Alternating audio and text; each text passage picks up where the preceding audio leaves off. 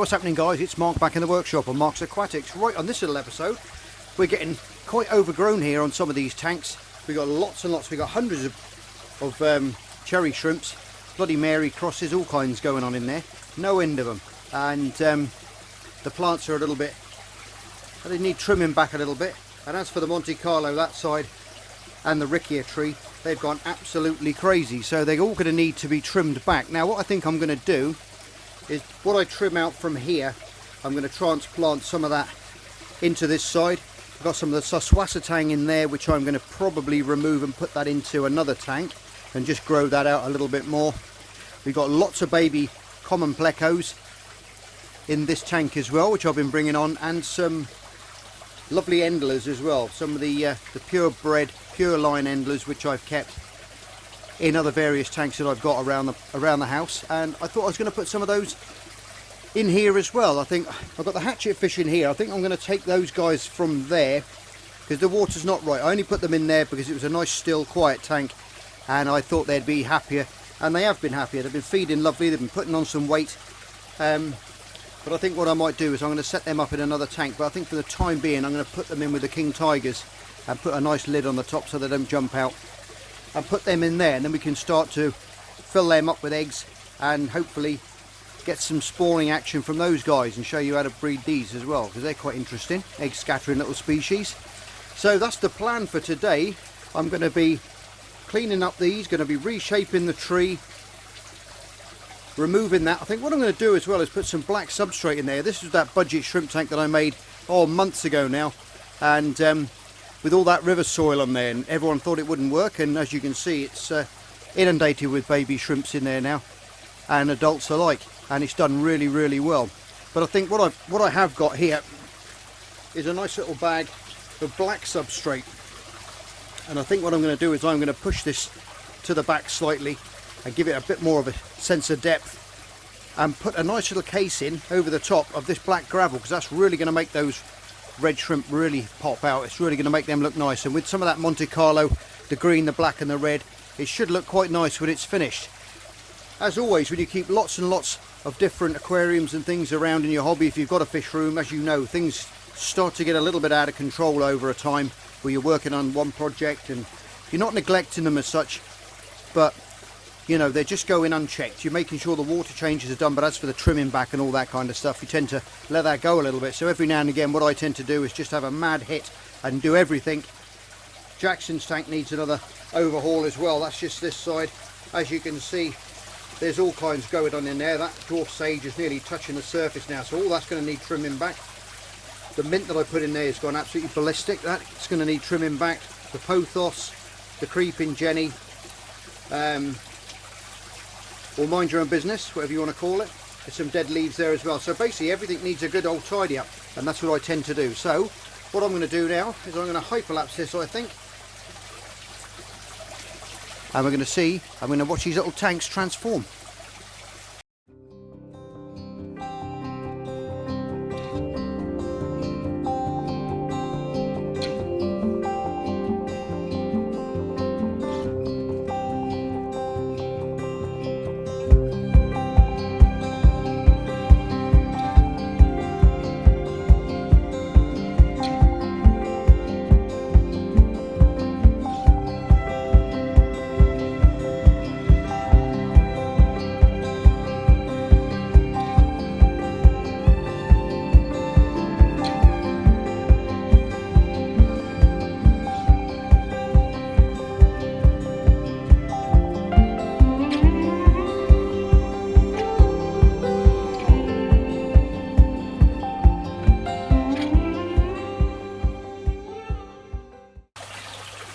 Oh well guys, there you go. We've got there in the end.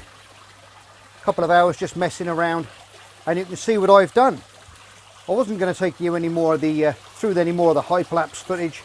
I just thought I'd do what I've done, and then I'll go through it now with you what I've done. As you can see, I've put some of my pure strain male black bar endlers in that left hand tank. We put the hatchets in another tank now, and you can see all these stunning Sakura shrimp there, which if you didn't know means cherry blossom.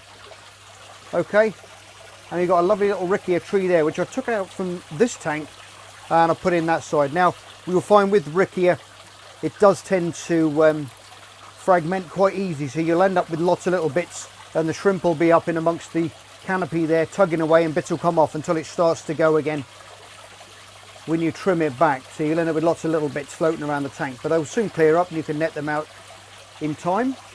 Put a bit of dragon stone in this side as well, and on here, to give these guys something to clean up, as well as the sponge filter obviously in the wood on the trunk of the tree there. Put a lovely big piece of bogwood in there, which I've had for some time, and I've had it soaking in another tank of mine, and I thought I'd put that in there. That looks quite nice.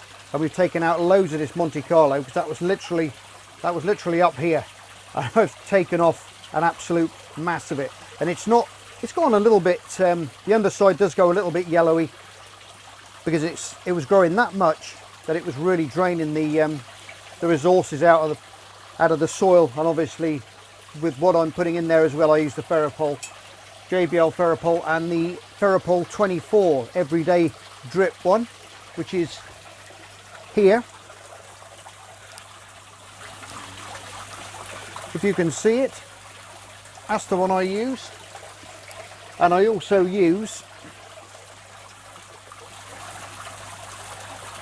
that Ferropol 24 as well, okay? And that's a daily one for different trace elements in there. I'll be using those, and they're safe to use with shrimp, obviously, and for fish as well. But I think they look quite nice now. They're a lot more neater than they were before. Like I said earlier on in the video, guys, when you've got so many tanks like I have, you do tend to let things go a little bit, because you're in and out of stuff. And obviously with me, I'm doing so many videos and doing things for you guys to watch that you can't keep up with it all. I've got the coral room as well now, so I do keep quite busy doing all this stuff, but I love doing it. And I do regular water changes all the time. That's one thing I never skip on, is water changes. But with the trimming back's concerned, sometimes it gets a little bit out of hand and it grows quite quickly. So they look quite nice now. Quite happy with the way they turned out. Lots and lots of little buried females in amongst these gang. Lots of saddles in amongst them as well. That's, for you don't know, that's a little bit between on the back. I call it the saddle because of just the eggs basically in the ovaries before they pass down, and they pass them up into the swimmers underneath. Look at that, we've got like a little cherry tree up here, look. They're all coming up here, it looks quite nice. And when that sets up, well, this one's a little bit cloudy so far. This one cleared up beautifully, but because I've got that power head in there, might put another plant in that side just to camouflage that up a little bit later on. Maybe another sword. I like the old Amazon swords, they look quite nice. And those little endlers look absolutely stunning in there. I'll probably take a few of them out. There's probably a few too many in there. I may take out, I think it's probably around 25, maybe 28 or something like that in there, close to 30.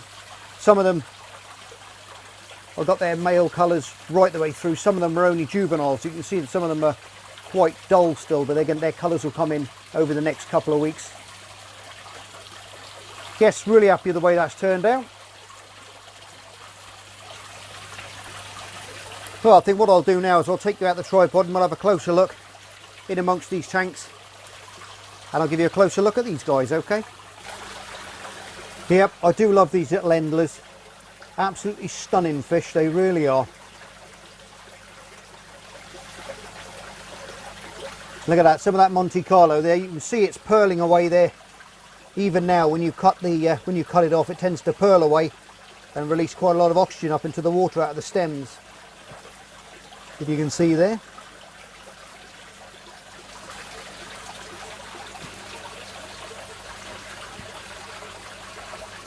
Look at that, absolutely beautiful. We can pop across now and look into this tank. It's a little bit cloudy still, but you can see how red these shrimp are. They're absolutely stunning. I've been line breeding these now for quite a number, well, I'd say a couple of years, this lot. And I've always been picking out the biggest, best and brightest, and taking up to the shop the ones that aren't as colourful, and trading those guys in. You can see they're beautiful red, and you can see already the cuttings that I've taken off of the Monte Carlo from this side. I've just sparsely planted different ones in amongst that darker substrate there, which I've put on the top. And what that'll tend to do is that'll side shoot from there and it'll creep along, more roots will go in. You don't want to go too mad when you replant a tank. I don't tend to. Remember last time I did this tank, it was literally the same as that was there, and now you can see just within quite a short period of time how that's carpeted right through. And give that another few days now, that'll green up beautiful again with the feed and everything else that we're going to put in there. But that's going to do the same thing, so that's going to look quite nice when all this is greened up lovely again. So I've removed quite a lot. I've got literally half that. It was massive on the top of there, and I've taken a lot of that out. That's why a lot of the underside of it is brown, as you can see there. And the shrimp will be picking away with their little claws and removing lots of that, feeding in amongst it, and remove all that dead. They'll eat all that dead stuff, dead and decaying stuff. But when that's all green, it's going to look absolutely beautiful there, around there with the tree and that bit of dragonstone in the corner. Simple little sponge lift filter, airlift filter in the back, double one. And I'll probably now start splitting these shrimp up as well. I'll be taking some of these younger ones out. I don't know if you can see any down here with berries, but look at that, absolutely beautiful. And when they get this sort of red, I always find the berries are bright yellow underneath them.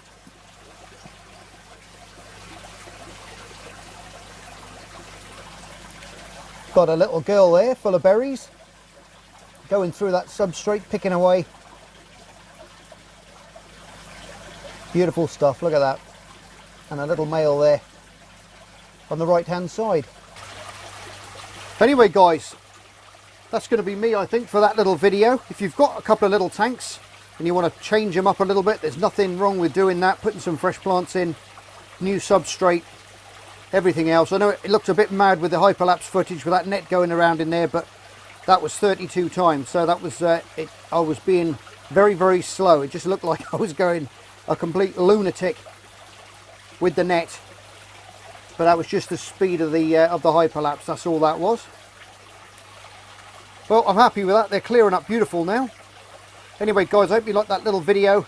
Like I said, if you've got a tired looking aquarium, get down to your shops, buy yourself some new plants, different things, move things around, liven it all up a bit, and enjoy the hobby. Anyway guys, as always, love you loads, take care, and we'll be back on Wednesday for another edition of Mark's Aquatics. Take care, bye for now.